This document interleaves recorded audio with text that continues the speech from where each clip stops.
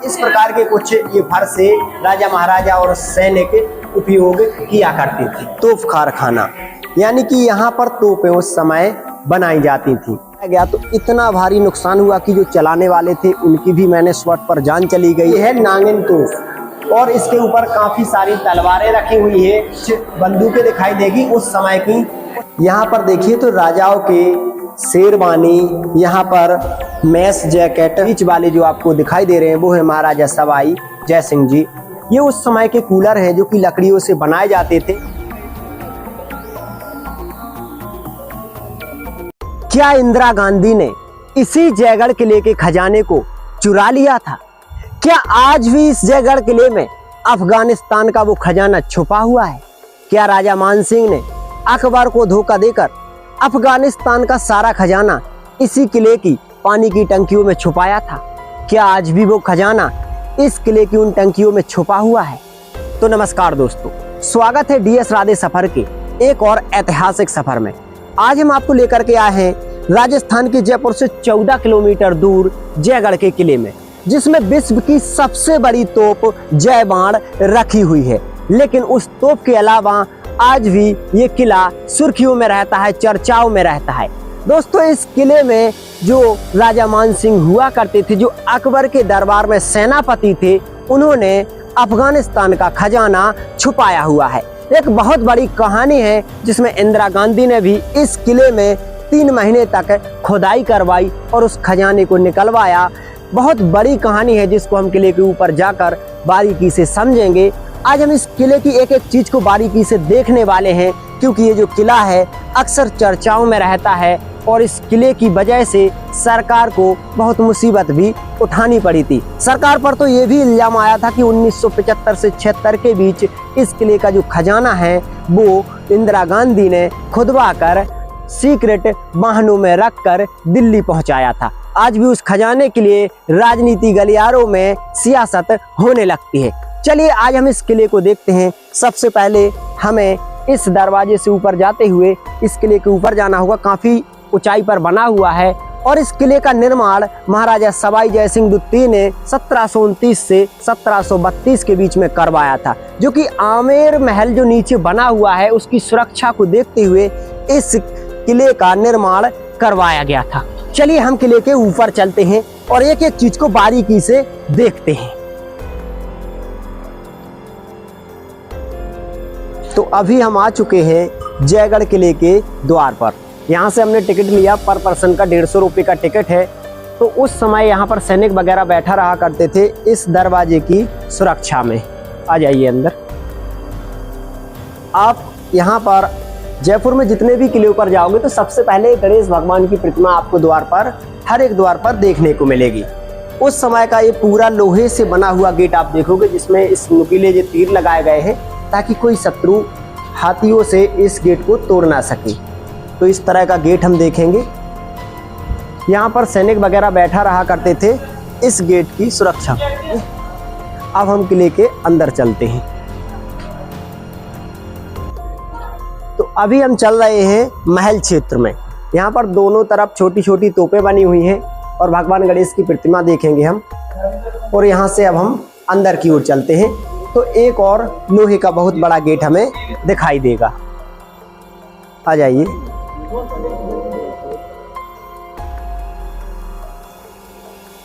इधर हम इस आंगन में आ चुके हैं। तो इस आंगन में आपको कुछ ऐसी चीजें देखने को मिलेगी जो शायद किसी अन्य किले में देखने को ना मिले। ये देखिए, इसे बोलते हैं पेट्रो पैसोलिनी। क्या मतलब है इसका ये तो नहीं पता। इधर आइए। अभी जहां पर हम जा रहे हैं इसे बोला जाता है खिलबती निवास, यानी कि यहाँ पर राजा के जो खास सेनापति हुआ करते थे, मंत्री हुआ करते थे, वो यहाँ पर रहा करते थे। ये उस समय का राजा का दीवाने खास है, जहाँ पर राजा खास सेनापति और मंत्रियों के साथ बैठकर यहाँ पर चर्चा किया करते थे कि किस राजा से चढ़ाई करना है, किससे युद्ध करना है और किससे मित्रता करनी है। उस समय के यहाँ पर नगाड़े आपको दिखाई देंगे, जो उस समय जब राज्य में मुनादी कराई जाती थी तो बजाया जाता था इन नगाड़ों को। इधर आइए।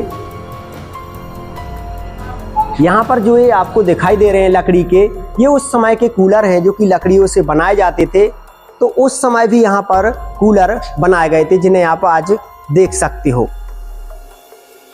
तो ये राजा का दीवान खास है, इसमें काफ़ी कुछ अभी हमने देखा। अब हम और अंदर चलते हैं और अंदर की चीज़ों को बारीकी से देखते हैं। यहाँ पर आप देखिए तो ये कुछ कक्ष हैं जिन पर अभी ताला लगा हुआ है, और आगे चलते हैं हम।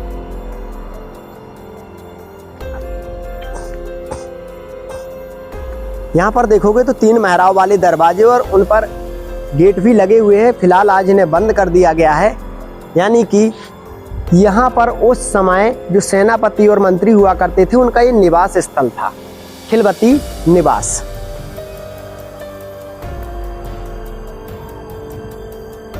अब यहाँ से हम एक छोटा सा मोड़ लेते हुए और फिर से एक उस समय का दरवाजा हमें दिखाई देगा, फिर से एक नए आंगन में आ चुके हैं। यहाँ पर देखोगे तो इसे बोला जाता है ललित मंदिर और लक्ष्मी विलास। तो काफ़ी बड़ा एरिया है और जगह जगह मसाल लगाने के लिए जगह बनी हुई है। कुछ कमरे बंद भी हैं। यहाँ से देखते हैं, कुछ देखने लायक चीज़ें हमें दिखेंगी। यहाँ पर देखिए, यहाँ पर राजाओं के समय की जो डोली हुआ करती थी वो आज भी रखी हुई है, जिसे आप देख सकते हो।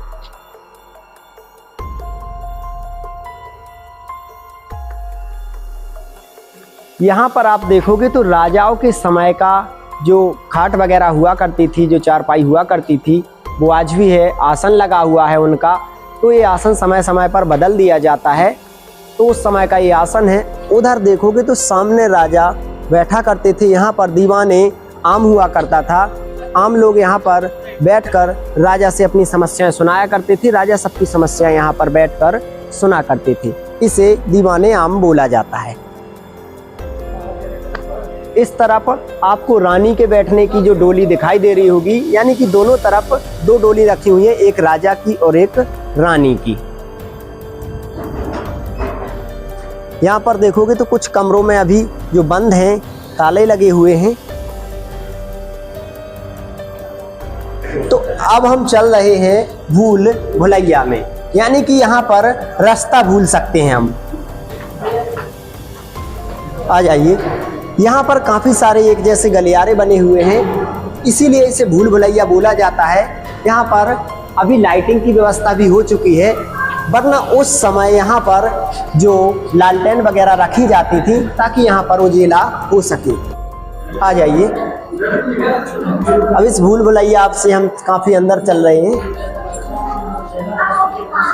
आ जाइए। एक जैसे काफी गलियारों की वजह से इसे भूल भुलैया बोला जाता है। काफी लंबा सुरंग जैसा ये हमें दिखाई दे रहा है। उस समय का ये सीक्रेट रास्ता कह लीजिए। और अब हम यहाँ पर आएंगे तो हमें फिर से एक काफी बड़ा आंगन दिखाई दे रहा है। इस आंगन को देखते हुए हम कुछ देखने की कोशिश करेंगे।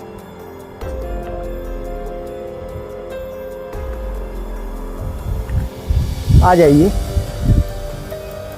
यहाँ पर आप देखोगे तो ऊपर राजा बैठा करते थे जब कभी यहाँ पर प्रोग्राम वगैरह हुआ करता था, और नीचे यहाँ पर भी राजा बैठा करते थे। तो राजा के बैठने का ये स्थान है। यहाँ पर कभी कभी प्रोग्राम वगैरह जब राजा लोगों के हुआ करते थे, तब राजा और रानियाँ यहाँ पर बैठा करते थे। उनके बैठने के स्थान को काफ़ी बारीकी से तराश कर बनाया गया था।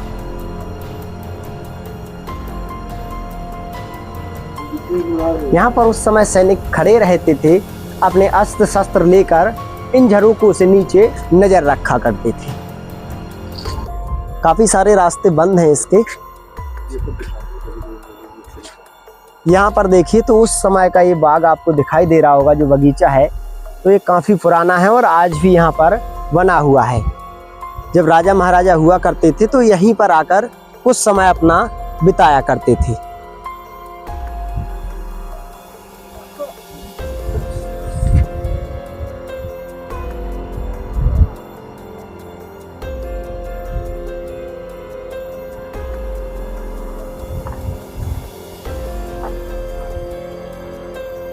तो अभी जहाँ पर हम खड़े हुए हैं, यहाँ पर एक बगीचा देखिए जो उसी समय का बना हुआ है। बीच में जो मेन पॉइंट है वहाँ पर उस समय पानी भरा रहा करता था। काफ़ी अच्छा सीन क्रिएट यहाँ पर होता था। सामने राजा महाराजा बैठा रहा करते थे, जहाँ पर मेहराब वाले दरवाजे आपको दिखाई दे रहे हैं। लेकिन अगर आप इस तरफ देखोगे तो इस तरफ काफ़ी दूरी पर आपको एक तालाब दिखाई दे रहा होगा। उस तालाब से पानी जो एलिफेंट हुआ करते थे यानी कि हाथी हुआ करते थे, वो भरकर सीधा इस जो रास्ता दिखाई दे रहा है इससे भरकर लाते थे और यहाँ पर वो खड़े हो जाते थे। फिर यहाँ से सैनिक उनके पानी को इस महल में पहुँचाया करते थे। तो इस तरीके से वहाँ से हाथी इस किले तक पानी को पहुँचाते थे। उसी समय का ये तालाब, ये सारा हाथियों के लिए रास्ता भी बनाया गया था। इस तरफ आप देखोगे तो जो गुम्बद आपको दिखाई दे रहे हैं, यहाँ पर राजा और रानियां खड़े होकर चारों तरफ का, जब यहाँ पर हरियाली हुआ करती थी अरावली पर्वत श्रृंखला पर, तो व्यू लिया करते थे। काफ़ी सुंदर यहाँ पर व्यू आता था और यहाँ पर सैनिक नीचे नज़र रखा करते थे खड़े होकर। उस समय यहाँ पर खड़ी रहा करती थी जो राजा रानियाँ हुआ करती थी। तो काफ़ी अच्छा सीन यहाँ पर क्रिएट हुआ करता था। तो यहाँ से चारों तरफ का आप व्यू देख सकते हो। जो हाथी हुआ करते थे उस रास्ते से आते थे, वो वहाँ पर रुका करते थे जहाँ पर अभी हम आपको लेकर चल रहे हैं।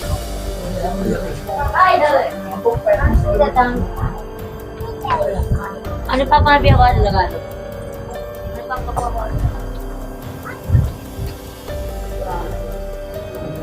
यहाँ पर जो आप ये सोफे देख रहे हो, ये राजा महाराजाओं के समय के हैं। यानी कि राजा महाराजा इसी तरह के सोफे यूज किया करते थे और आज भी यहाँ पर रखे हुए हैं, जिन्हें आप देख सकते हो। उनके आसन आज भी यहाँ पर दिखाई दे रहे हैं। किस तरह से इन्हें बनाया जाता था, किस तरह की इनकी मजबूती हुआ करती थी और किस तरह की जंजीरें इनमें लगी हुई हैं, वो आप देख सकते हो।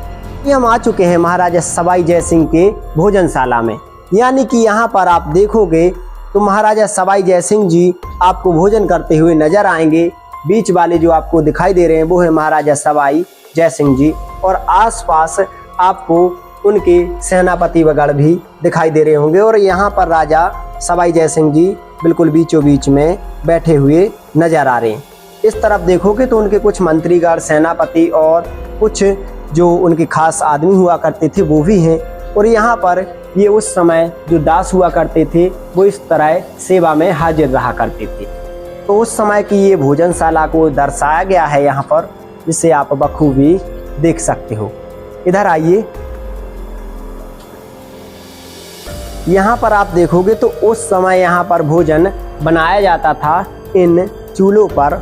और यहाँ पर आप देखोगे तो उस समय इस तरीके से भोजन को पकाया जाता था। यहाँ पर जो ये डार दिख रही है आपको, इसमें राजा महाराजा इस तांबे के इस बर्तन में पानी रखा करते थे, क्योंकि तांबे के बर्तन में पानी पीने से शरीर काफ़ी स्वस्थ रहता है। उधर जो लेडीज़ आपको दिखाई दे रही हैं वो मसाला वगैरह कूटते हुए, पीसते हुए नज़र आ रही हैं, क्योंकि उस समय लाइट वगैरह की सुविधा नहीं थी। तो इसी तरीके से मसाला वगैरह को पीसा जाता था। इधर आइए, इधर जो हलवाई हैं वो भोजन बनाते हुए आपको नज़र आ रहे होंगे। और इधर सिलबट्टे से भी मसाला पीसते हुए एक जो दासी हैं वो नज़र आपको आ रही हैं।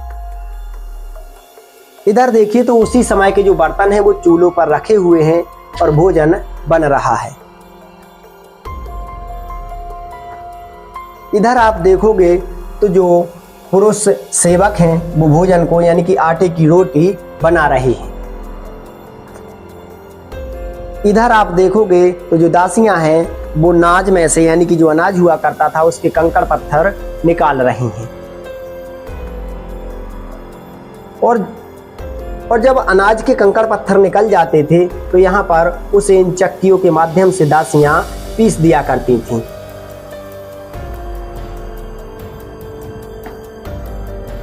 यहाँ पर आप देखोगे तो रानियां भोजन कर रही हैं, क्योंकि राजा की काफ़ी रानियां हुआ करती थीं और यहाँ पर दासियां उनकी सेवा में खड़ी हुई हैं। जो बीच वाली रानी आपको दिखाई दे रही हैं वो हैं सबसे बड़ी रानी चंद्रवती। यहाँ पर महाराजा सवाई जय सिंह के समय के युद्ध नीति से जो भी चीज़ें जुड़ी हुई हैं, शस्त्रागार वगैरह, वो दिखाई देंगे।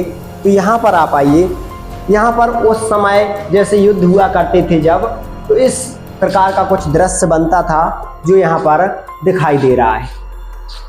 यहाँ पर देखोगे तो दोनों तरफ राजा महाराजाओं की कुछ तस्वीरें भी दिखाई दे रही हैं, जिन्हें आप देख सकते हो। और उस समय कुछ इस प्रकार से सैनिकों को तैयार किया जाता था, इस प्रकार से कुछ सैनिक रहा करते थे और राजा महाराजा कुछ इस प्रकार से हाथियों के ओहदे पर बैठा करते थे। इस प्रकार से पूरे राज्य की जो प्रजा हुआ करती थी, राजाओं को देखा करती थी। इस प्रकार से राजाओं की सेना जाया करती थी युद्ध करने के लिए। यहाँ पर देखिए तो राजाओं के शेरवानी, यहाँ पर मैस जैकेट और यहाँ पर फ्रॉक कोट, ये उनके कपड़े दिखाई दे रहे हैं। यहाँ पर आप देखिए तो जो यहाँ की विश्व की सबसे बड़ी तोप है जयवाण तोप, उसका ये गोला रखा हुआ है। काफ़ी छोटे छोटे गोले रखे हुए हैं और यहाँ पर कई प्रकार के तीर रखे हुए हैं और ये तरकस भी रखा हुआ है। उस समय का ये शस्त्रागार है। कई प्रकार की चीज़ें यहाँ पर मैं आपको दिखाने वाला हूँ। यहाँ पर देखिए तो काफ़ी सारे अस्त्र शस्त्र रखे हुए हैं उस समय की। आइए, यहाँ पर आप देखिए तो राजाओं के समय की कई तलवारें आपको देखने को मिलेगी और छोटी छोटी तोपें देखने को मिलेगी, जिस इन तलवारों को महाराजा महाराजा उस समय उपयोग में लिया करते थे।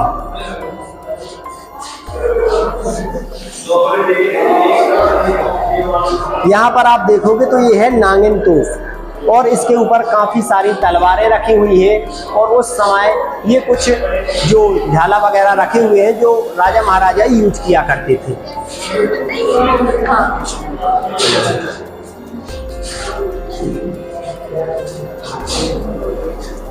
यहाँ पर देखोगे तो ये सिंह बाण तोप आपको दिखाई दे रही है। उस समय की कुछ बंदूकें आपको दिखाई दे रही है। इस प्रकार की उस समय बंदूकें जो सैनिक लिया करते थे शत्रुओं पर चलाने के लिए।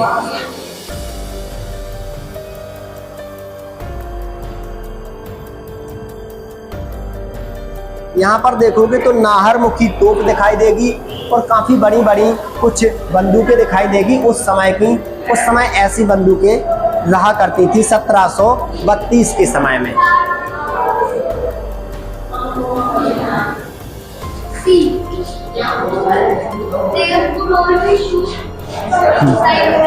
सत्रह सौ 80 के समय में यह जो मेरवी तोप बनाई गई थी और इस प्रकार के कुछ ये भर से राजा महाराजा और सैनिक उपयोग किया करते थे।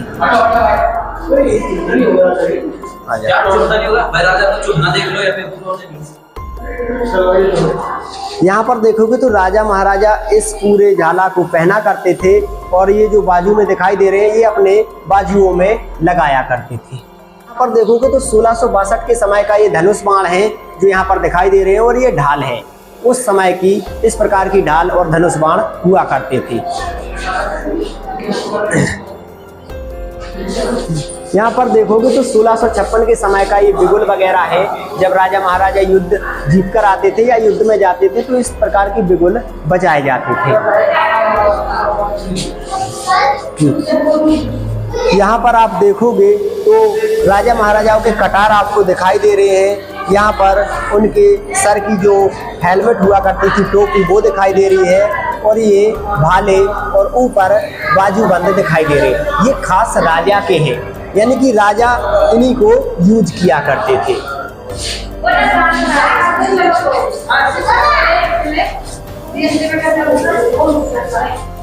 यहाँ पर देखोगे तो राजा महाराजाओं के समय की जो छोटी छोटी बंदूकें हुआ करती थी, पिस्टन वगैरह, वो रखी हुई है जिन्हें आज भी आप देख सकते हैं।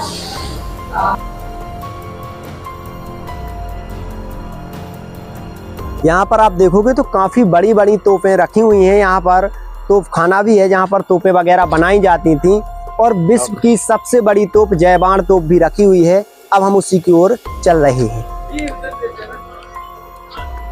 अब हम चल रहे हैं तोप कारखाने के पास और बजरंग बाण तोप को देखने के लिए। आ जाइए। यहाँ पर आप देखोगे तो राजा महाराजाओं के जो रथ हुआ करते थे उनके समय में, वो कुछ टूटे फूटे यहाँ पर पड़े हुए हैं। उस समय इस प्रकार के रथ हुआ करते थे। आ जाइए, अब हम बजरंग बाण तोप को देखते हैं। पहले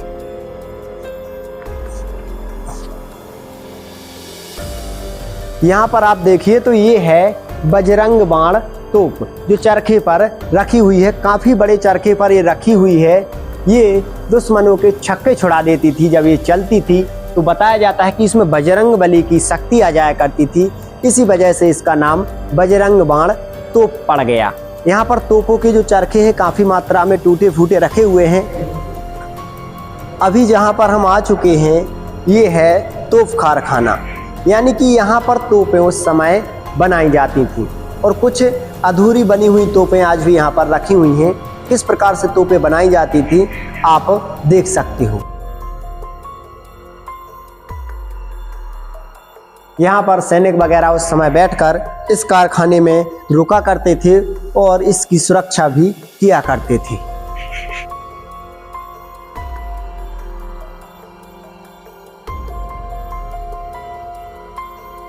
ये है एशिया की सबसे बड़ी तोप जय बाण तोप, जिसे आप देख सकते हो आज भी ये चरखे पर रखी हुई है। और इससे बड़ी तोप हमारे पूरे भारत में कहीं भी नहीं है। वर्ल्ड की ये सबसे बड़ी तोप बताई जाती है, जो कि अष्ट धातुओं से मिलकर बनी है और आज भी चरखे पर रखी हुई है। ये तोप कब चलाई गई और चलने पर क्या हुआ ये भी हम आपको बताने वाले हैं। पहले आप इस तोप को देखिए। इतनी ऊंचाई पर ये तोप रखी हुई है कि कोई भी व्यक्ति इस तोप के ऊपर नहीं पहुंच सकता।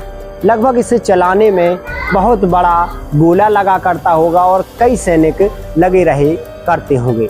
इसके जो चरखा है उसी को आप देख लीजिए तो कितना मजबूत चरखा है उस समय का। इस जय बाण तोप को बनने के बाद में सिर्फ एक बार ही चलाया गया और जब चलाया गया तो इतना भारी नुकसान हुआ कि जो चलाने वाले थे उनकी भी मैंने स्पॉट पर जान चली गई। इस लकड़ी के चरखे पर ये रखी हुई थी वो चरखा भी टूट गया, यानी कि वो गाड़ी भी टूट गई।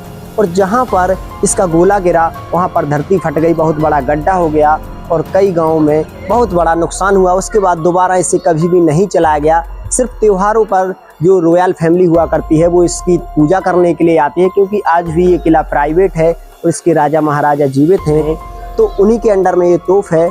और इसके बाद इसे दोबारा कभी भी नहीं चलाया गया।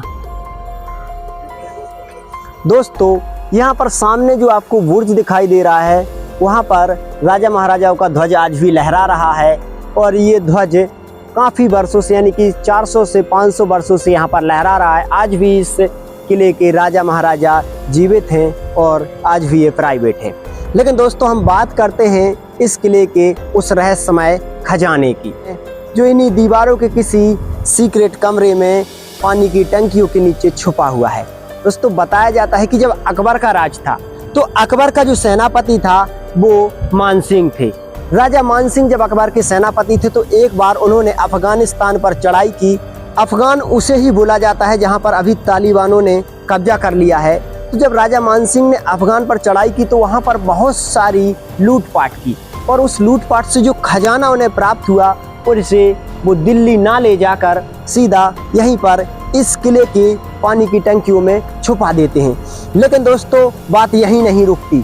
उस खजाने की चर्चा धीरे धीरे चारों तरफ फैल जाती है और जब राजाओं का राज खत्म होता है, 1975 से 76 की बात है, जब देश की प्रधानमंत्री इंदिरा गांधी थी, तब उन्होंने इस किले में 3 महीने तक खुदाई की और इस किले के खजाने को खोजने की कोशिश की। कई लोगों ने उनसे सवाल भी पूछे कि आखिरकार खजाना मिला या नहीं मिला, तो उन्होंने साफ इससे इनकार कर दिया। लेकिन आज भी वो खजाने वाली कहानी लोगों के मुंह से अक्सर सुनने को मिलती है। खजाना इस किले में है या नहीं है ये तो एक रहस्य है, लेकिन आज भी लोग बाग बताते हैं कि इस जयगढ़ किले के खजाने को इंदिरा गांधी ने लूट लिया है, खुदवा कर सीक्रेट छुपा दिया है। खजाना आज भी इस किले की पहचान बना हुआ है। तो दोस्तों आज हमने देखा जयगढ़ किले को और जय बाण तोप को। आपको ये वीडियो कैसा लगा कमेंट करके जरूर बताएं। मैं फिर से एक और ऐतिहासिक जगह पर आपको मिलता हूं, तब तक के लिए अपना ख्याल रखें। जय हिंद, जय भारत।